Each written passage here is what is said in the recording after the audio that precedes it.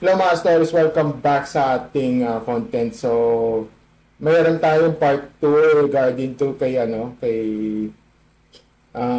kung natatandaan nyo ito si kung kilala mo si Stephanie Mojica, yung news yung yata or parang siyang hindi ko alam kung siya yung sa yung nag-release sa news. Yung parang ito na naman siya parang nagiging imaginary main character siya ngayon. Well, sige. Congrats. Masabi ko, congrats. Nakuha mo na yung virality mo. Diba? So, pakinggan na natin sa, yung sinabi, insights ito galing kay Monica Salcedo. So, ito yung mga insights niya. At pakinggan natin at let's go. Guys, napanood niyo na ba yung video ng Muse na tinulak ng girlfriend? Tapos, rumesbak si Muse na nag-introduction na siya. Pinaringgan niya yung si girl like, hep hep hep, tingin sa likod, tingin sa harap, kahit saan kayo tumingin, mga jowa at asawa niyo sa akin nakatingin. Hindi pa yon. Meron pa. Sabi niya, aanin mo ang ganda mo kung sa akin naman nakatingin ng jowa mo. So, after ko mag-upload ng videos about on, sobrang daming nag-comment. Like, nag-aaway-aaway sila kung sino daw may mali. Kasalanan daw ng girlfriend. Kasi masyado daw siyang insecure. Supposed to be, pareho sila talaga mali dito. Yeah, pareho sila mali dito. Yung girlfriend kasi nasa na parang nagpapahalag, parang naghahalata siya na medyo overprotected. At sila naman ito naman yung Muse na to na ayoko magbang medyo nagpapapansin. Parang parang ginagawa yung hinahanapan mo ng mali para yung medyo parang hinahanapan para mapag-away mo yung magjowa. Diba? Tapos tuwang-tuwa ka pa. Galing mo, so, tuloy natin. Tapos, gano'n naman daw talaga yung ginagawa ng Muse, rumarampa, so wala naman daw kasalanan yung Muse. Tapos, sabi naman ng iba, kasalanan daw ng Muse, kasi daw, alam na nga daw na may girlfriend, lalapitan pa. For me, kasalanan ng girlfriend, kasi bakit hindi niya sinapak yung Muse? Charot. Kasi, kung ilalagay naman natin yung position natin as girlfriend ng babae, kung papanoorin nyo naman talaga yung buong video yung buong video. Kung papanoorin nyo yung buong video, meron dong 3 stop na ginawa si Muse. Okay, yung first stop is umikot siya. Pangalawang stop is lumapit talaga siya sa lalaki. Like, look at me, parang ganon. Yung pangatlong stop niya is medyo naging touchy na siya doon. Like, hinawakan niya yung lalaki. Hinawakan niya yung lalaki dito. Tapos yung pang-apat na stop niya is umikot ulit siya. Tapos balik, rampa ulit, balik. And then syempre, siguro yung girlfriend, inunahan niya na, siguro malayo pa lang nakita niya si Muse, nakatingin sa boyfriend niya, target lock. Syempre girl, malakas ang instinct ng mga girlfriend. Ano ba kayo? E dinunahan niya na, tinulak niya na kaagad. Pero guys, wala akong kinakampihan sa girlfriend or sa Muse. Kasi mali din naman yung ginawa ng girlfriend. Kasi tinulak niya, what if na-outbalance yung girl, ang taas pa naman ng heels nun, what if nagka-fracture, nadapa, ganon. Gulo yun, girl. Ang masasabi ko lang dun sa girlfriend, girl, sana hindi mo na lang dinala yung boyfriend mo dun sa liga. Alam mo, I beg to disagree dito sa sinabi na huwag niyo idala sa na idala sa ligaw. Kasi may right, alam mo, as guy, may rights tayo na pumunta anywhere, anytime. Okay? Hindi tayo, parang, hindi tayo, parang sinabi mo, nanay ba kita? Nanay ba kita? Ate ba kita? Ba't mo ako pinagbabawalan? Okay? And I beg to disagree. Okay?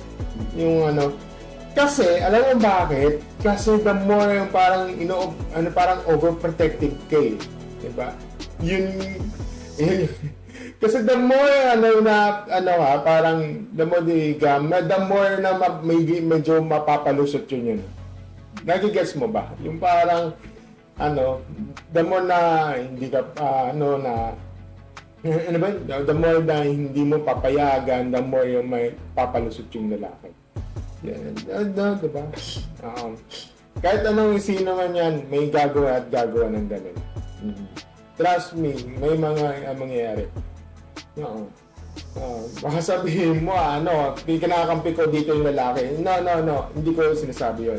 Ang sinasabi ko lang kasi, napaka-overprotective. Kasi baka masakalan, baka sabihin yung mga, baka sabihin nila, parang, ang higpit mo sa akin, nasasakal na ako. Ganyan. Kasi, baka sabihan ka na ng toxic. Ang masasabi ko lang dyan is kung ako yung sabihin natin ako yung girlfriend in that time. Ang sasabihin ko, gawin mo, tingnan natin kung hanggang saan magiging relasyon natin. Di ba?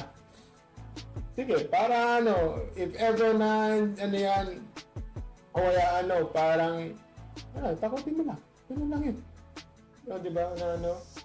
Hanggang saan magiging relasyon. Tingnan natin. Kung if ever if ever na kung gusto mo yung ipaparaya na lang kita. I'm very secure yung person. Diba katulad yung ipaparaya kita. Kasi I'm not that, I don't want, yan, katulad yung sinabi ni Ken doon, ayaw na ng option. Diba? Kung doon ka, sige, doon ka. Oo. Ikaw parang ikaw nagparaya. Alam mong may muse competition, madaming babae dyan na rumarampa. Yung iba nga, girl, hindi mo akalain yung mga suot nagtutupis na. May mga nagtutupis ng muse sa basketball ngayon. May mga kasi yung sinasabi dito kasi na yung my body, my rules. Sige, preference mo yan. Oo. Akala mo, ikatutuwayan mo mga sa mga paligid mo. Okay ka, tutuwa mo yung mga lalaki. Tingnan mo yung mga, napapansin mo yung mga lalaki na ba, yung parang pag pinanod, ganyan. Tingnan mo. Pag halata mo may character, sige. Pero, yun yung kasi yung parang yung parang nagiging, nagiging entitled mo sa ganyan. Nakakalungkot ka. Diba? Kabugan na talaga yan.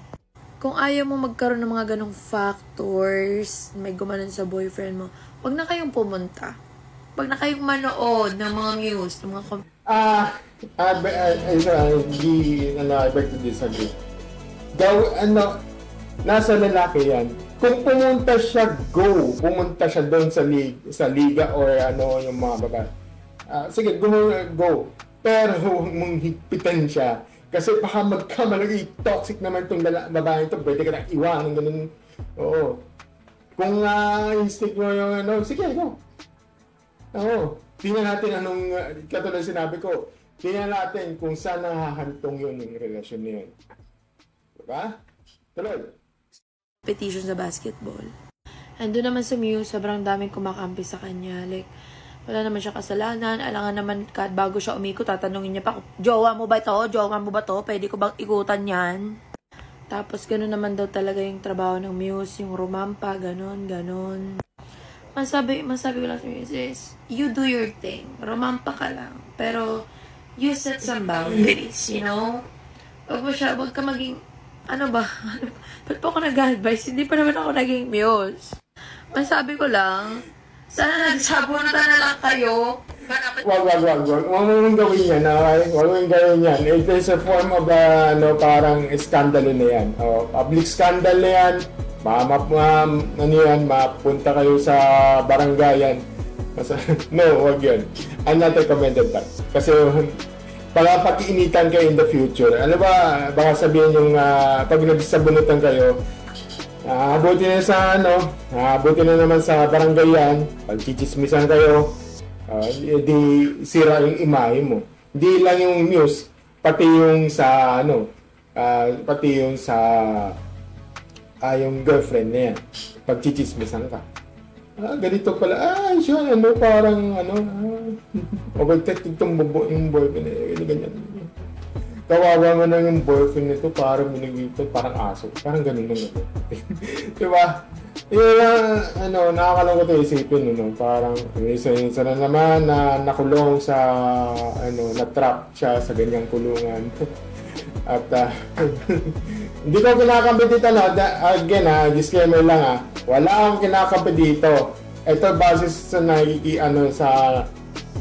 parang analysis ko dito. Kasi yun yung mangyayari dito na yun, may gagawin na paraan, ganito, ganyan.